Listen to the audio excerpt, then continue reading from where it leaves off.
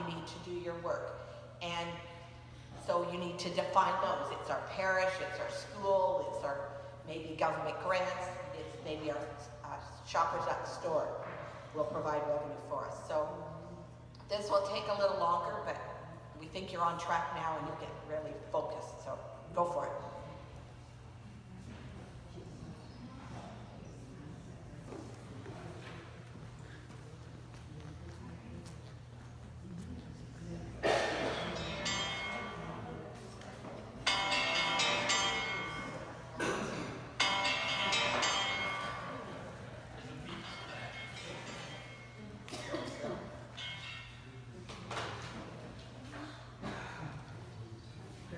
So, for one group, what did you define as your primary purpose? What did you define as your primary purpose? Yes? Provide financial support and assist and listen to our families. So, it's finances, but it's also sitting and listening. Good. And these aren't going to fit together because I'm going to have different groups. Those served. Who do you serve in your market? Somebody, Linda, who do you, The intentions that I'm from the Ontario Regional Council. okay, so you're talking for you serve or internal intention. Other organizations doing the similar thing in your market? Sally Ann, Jared Center, Value Village, Red Cross, You're talking about a store, yeah. VSD. Opportunities in your area. Denise? We're the only group in our area that actually visits people in their own homes. And when you're talking to fundraisers, that's how you're unique. How are you unique in the service you do? And that is, they are proud. What she said was we're the only group in our area that visit neighbors in need in their homes. Home visits make us unique. Threats in your area. I'm going to speak for Ed, for Windsor. That new Goodwill store that opened, that's a threat. What Two Goodwill stores that opened, that's a threat. Sarnia has a unique situation. With regards to the What you told me. recycling of e-waste, metals, things on that line, we're drawing in revenue by doing that. Does anyone else do that? Yeah, Okay. recycling, yeah. And your sources of revenue, that's one of them, is that recycling. Incubate opportunities as well. Yes. And we had the closure of the store, Salvation Army. And we went and negotiated, we're gonna get all their stuff from that store, and we're gonna keep the building clean by the out there, by putting the sale. We have a box there, we put in there, we have a big, So the closing of another store became an opportunity for their store. Of Salvation Army store became an opportunity. Okay.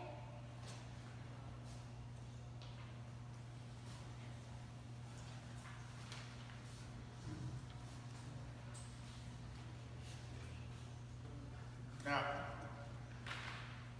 this area is interesting because we start talking about a little bit of creativity here. And so when we get involved with creating advertising, creating imaging, it gets fun. People like doing the visual thing. So this is technically an intangible exercise that results in a tangible visual identity. An intangible exercise that results in a tangible visual identity. When we're talking about your brand, defining your brand, think of it this way. Your brand is your personality. So whoever you are as a group, as a Vincentian group in your particular area, you have a personality. And people will see you as that personality.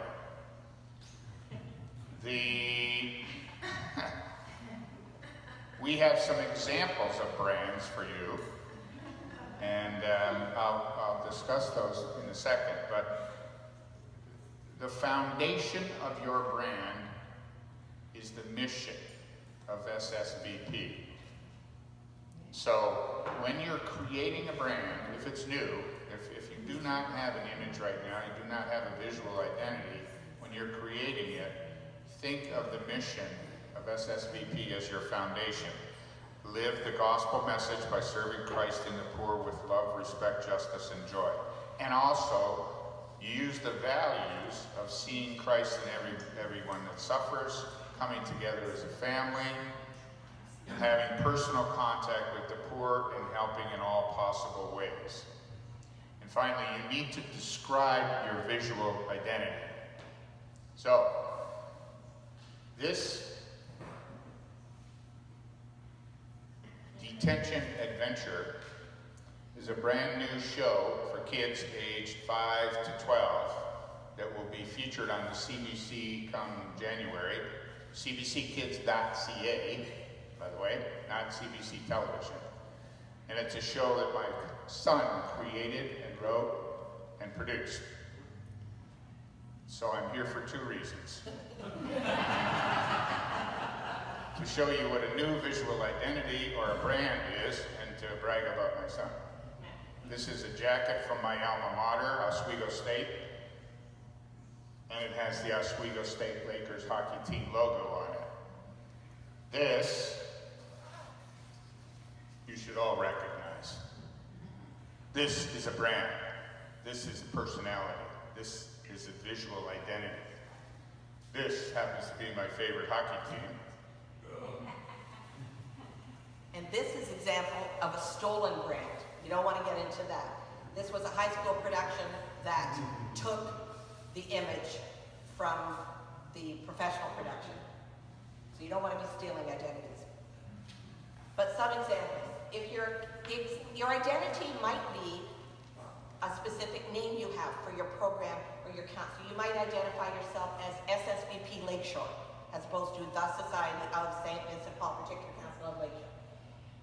ONRC, that acronym is a brand. Toronto Central has what's a logo with what's called a word mark, so the name is included in the logo. On the far right here, that's Vancouver Island. That's their version of a logo which they use to celebrate their 100th anniversary in service on Vancouver Island. If you're special work, you might have a specific name, hopefully a name that reflects the society. So Vincent Paul Community Homes or Vinnie's Feel Good Shopping in Peterborough, they also have a logo to the right, the circle to the right. Camp Ozanam, that's a recognizable brand. The North of 60 program you'll be aware of. Maybe have a food pantry with an image, a housing program with an image.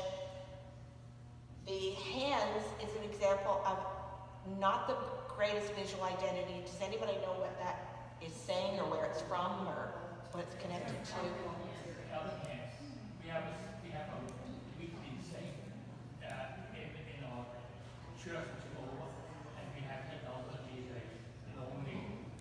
So it's a Helping Hands program. This was particularly used at the Hamilton AGM a few years ago. I suspect they had some words around it, but that by itself is not identifying clearly enough what your brand is. So think of the organization, the Vincentian organization, you're focusing on what visual identity, what name, is it, Food on Wednesdays program, what's the name, and any visual image that you have to go along with that.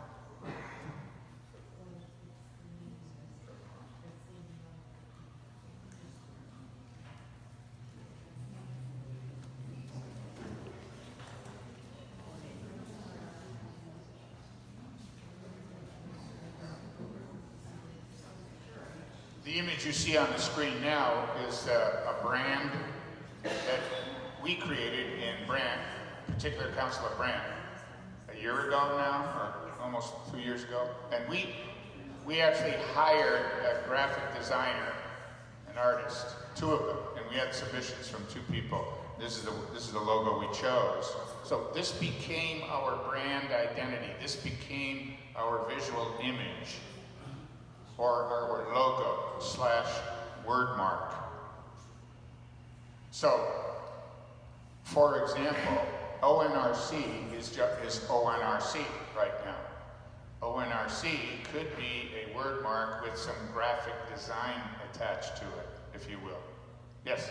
But you would always, our brand for Society of St. Vincent, you're always our circle logo. The circle. Yeah. So the circle could be the O of ONRC, for instance. Okay. The circle should always be there. If you're a Vincentian group, the circle with the fish and the fish eye should always be there somewhere. That represents SSVP International, if you will. Okay?